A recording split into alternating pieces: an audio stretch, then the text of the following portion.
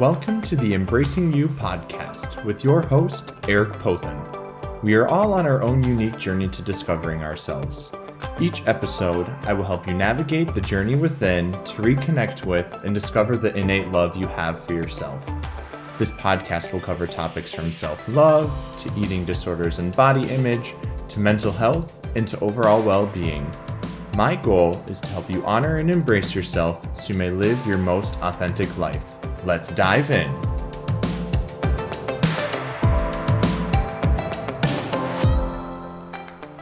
Well, hello everybody, and welcome back to another episode of the Embracing You podcast. It is hard to believe that October has come to an end and that we are on to November, which is one of my favorite months of the year because it starts the season of gratitude. When I was brainstorming topics for today's episode, I had a few ideas, but one really stood out to me, and it's what I do when I sit down to create these episodes for you. I pause and reflect, and I'm quickly learning the power of pausing and the effect it has on my life. I'd like to spend some time in this episode giving you all some life updates, the role pausing has played in my life, and help you identify ways to pause during your days and see the effects it has on you. Before we go any further, I'd like to lead you in a grounding exercise that will allow you to pause, find stillness, and notice what is going on inside of your body and mind. So when you're ready, I invite you to sit in a comfortable position, whether it be on the chair or on the ground. And if you're sitting in a chair, check to make sure that your feet are firmly planted into the ground. Elongate your spine and just start to tune into your breath. And as you begin to tune into your breath, try to leave your day behind you and just focus on being here, right now. Notice the quality of your breath. Where are you feeling it? And as you start to find a regular pace to your breathing, I want you to try and notice any parts of your body that may be feeling tense. And on the next inhale, I want you to try to breathe into that place of tenseness. And on the exhale, I want you to try and soften that space. I want you to keep focusing on your breath. And if your mind starts to wander, know that that's completely normal. Just gently guide it back to your breath. And as you continue to focus on breathing in through your nose and out through the mouth, I want you to think about the last time you took time for yourself to pause, to completely drop everything you were doing to spend time meeting your own needs. Notice the emotions that arise. Notice the sensations you may be experiencing in your body. Now I want you to turn back to how you were currently feeling before this podcast episode. Are those feelings telling you anything about what you might need? Will you take action on meeting those needs after you are done listening to this episode? Take a moment to explore what you need to feel calm and grounded.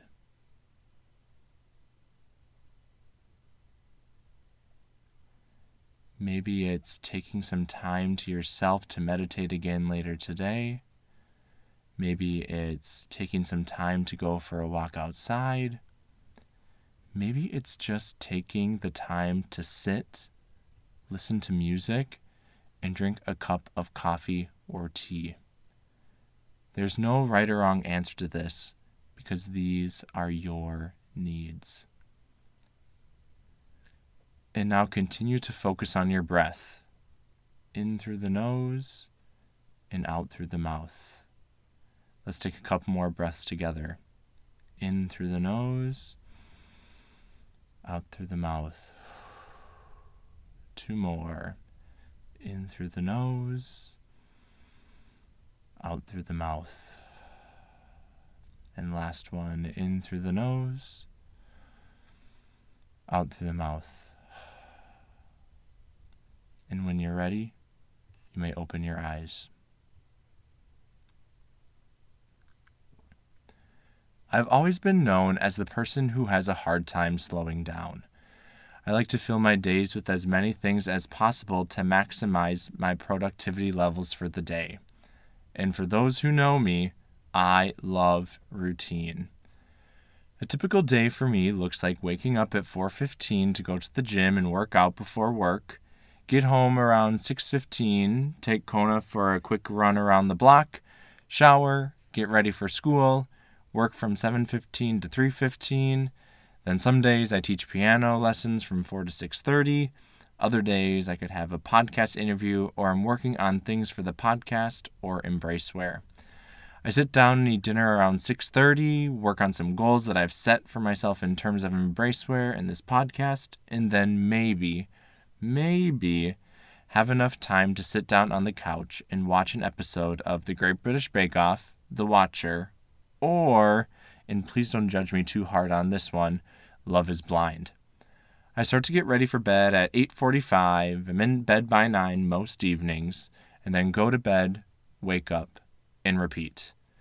I leave limited time for myself each day, and ever since I've been aware of this, I've been working on being more intentional with how I give and spend my free time during the day. I feel like I'm finally starting to learn that working and being busy from sun up to sundown is not a sustainable way of living. I don't have that time to connect and check in with myself and see how I'm actually doing. I don't give myself the time to make sure my own needs are being fulfilled. Towards the end of my summer break, I went to a brewery with a good friend, and we talked about how busy each of us was. We then reflected on how great it would be to have one night to ourselves when we don't have any plans and we can do what we want to do for ourselves. Almost like a self-care night, if you will. And my friend challenged me to start it the following evening. I was hesitant, but took on the challenge. I told her I was going to call these evenings Sacred Tuesdays, and I'm proud to say I haven't missed a Sacred Tuesday since I started them back in August. And if I have an obligation that I absolutely need to attend to on a Tuesday evening, I purposefully look at my week and move this night to a different night so that I can take care of myself.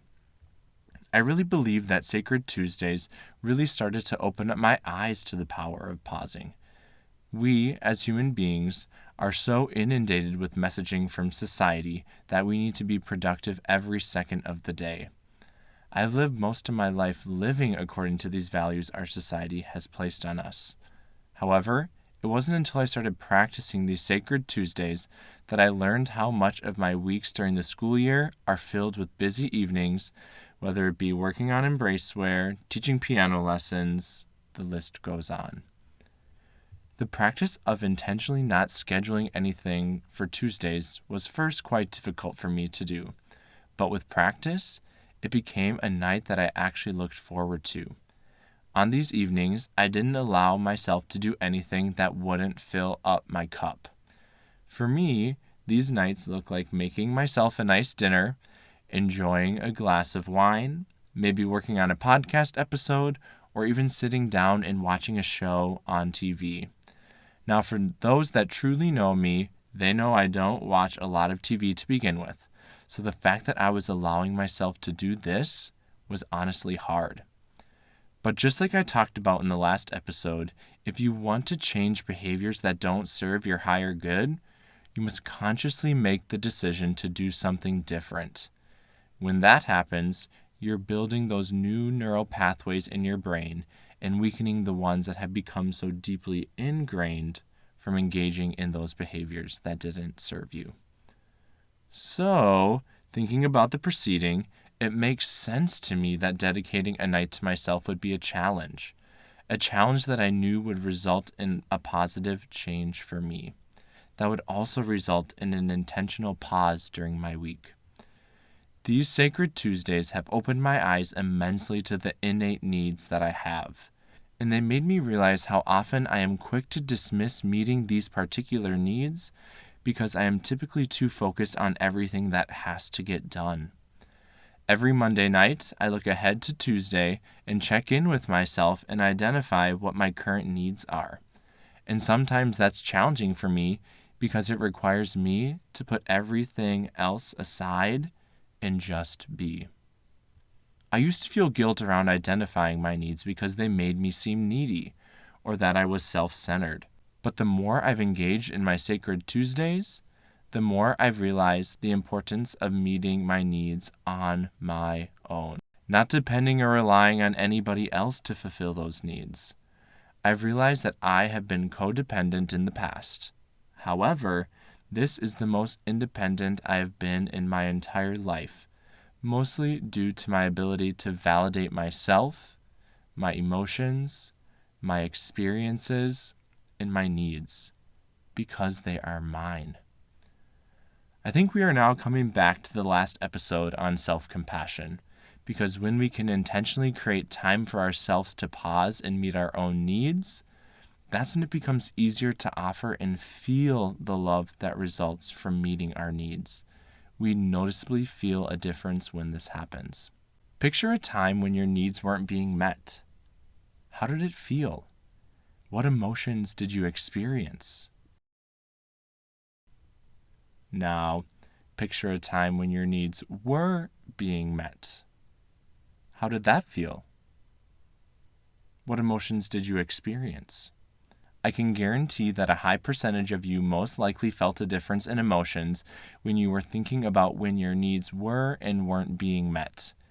If your needs weren't being met, did you intentionally take the time to pause, notice, and then communicate that to yourself and or others? Once again, the pause is where the transformational dialogue and internal shift can happen. So, I've shared a little bit about the effects of pausing just one night a week has had on me. I'd also like to spend a little bit of time reflecting on the effects of pausing when it comes to experiencing emotions. It is human nature to respond to external stimuli from a place of reactivity.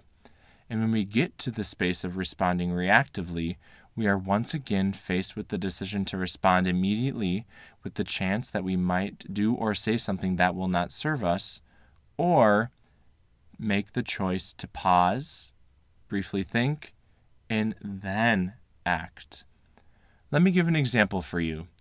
I teach middle school choir, and I have up to 92 kids in my room, with just me as the only teacher in the classroom.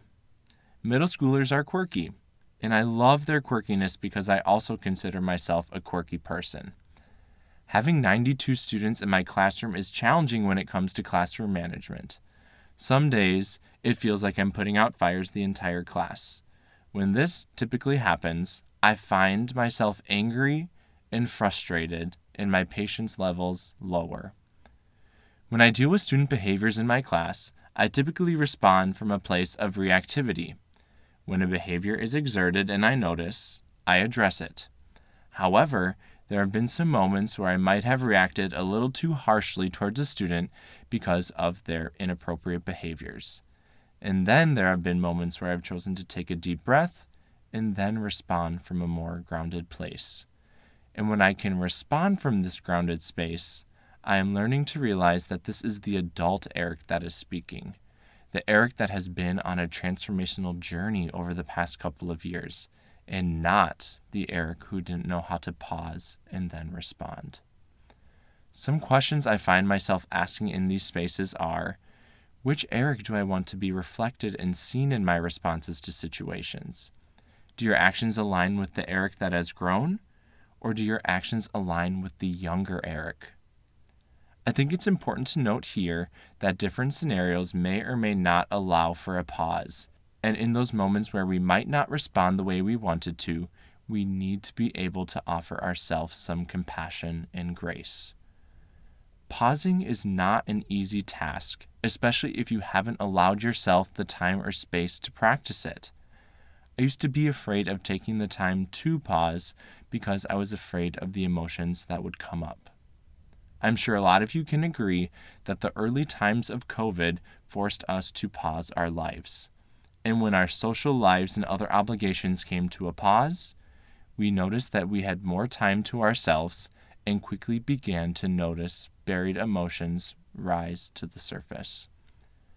At the beginning of my COVID lockdown experience, I would quickly suppress these emotions when they came up. A lot of these emotions and thoughts were typically around my sexuality, my loneliness, and my anxiety. And this is when I would find myself ruminating about each of these topics and would typically end up in a higher state of anxiety. However, it was really during the time of COVID and all of the pausing I did that I learned the importance of leaning on others. And that was a really powerful experience for me. It put me in a space that was uncomfortable, but a space that I was also able to learn and grow so much in.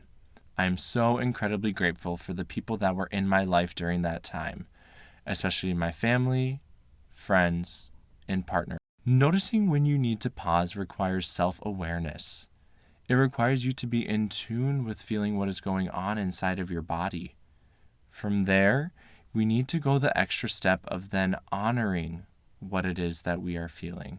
I know I need to pause when I feel anxious, tense, short of breath, dissociated, and or overwhelmed. These feelings are quite familiar to me, but I'm slowly starting to learn the importance of self-soothing in these moments, because these are the moments that have created a shift in behaviors for me. And in the end, I feel more confident in my ability to meet my own needs when I choose to pause. Pausing will look differently for everybody, and there are many factors that go into what we choose to do when we pause. I believe time is a big factor in determining what we do in these moments. When I don't have a lot of time to pause, I typically turn to my breath to reground myself. I take a couple of deep breaths through my nose and exhale audibly on a sigh that has a pitch. There's something about feeling the vibrations in my chest that always provides a sense of grounding. It allows me to return to myself and results in a release. I also have gotten into shaking out my body to try and release some of the tension and emotions that have been activated within my body. I know it may seem silly, but I would offer this up as a quick tool to help you reground when you're needing to pause. Pausing can also include other forms of mindfulness like meditation, breath work, and/or yoga. Insight Timer and Calm are two wonderful apps that have a plethora of guided meditations that you can search by topic and range in variety of lengths. I've recently gotten back into meditatings in the morning before I leave for work. For me, pausing to notice and honor what I am feeling within before my day starts, shifting my mindset, and setting intentions for the day has been such a gift to me. Other forms of pausing could be movement, taking the time to connect with a family member or friend during the day, going on a vacation, journaling, going to therapy, treating yourself to coffee on a Friday morning, or even taking the time to cook your favorite meal and dessert. Because let's be real, who doesn't love a home-baked good? I know it may seem a little odd to consider the preceding things as a way to pause, but if we take the time to think about it, it makes sense. How could the action of doing something else be considered a pause? Well, I feel like a lot of these things require us to be intentional with our time and take us away from the monotonous schedules that we can get so used to. When we consciously make the effort to break going through the motions and do something to meet our own needs, we are pausing. I want to say that again. We can meet our own needs when we take the time to pause. I have found such power when I've been able to meet my own needs and not depend on others to meet those needs. It makes me a more confident person. As you begin this new week, I challenge you to look ahead to what this week has in store for you. How does the upcoming week make you feel? Pause, notice, and listen. What is your body and mind telling you? Can you anticipate what your needs might be? How will you intentionally and purposefully create the time to pause this week and meet your own needs? Sure, you may be thinking, I'm too busy this week to make time for myself. And if you are thinking that, I'm going to challenge you on that way of thinking and ask you to replace it with, I'm worthy of making time for myself this week. I am capable of moving things around to create that time to meet my needs.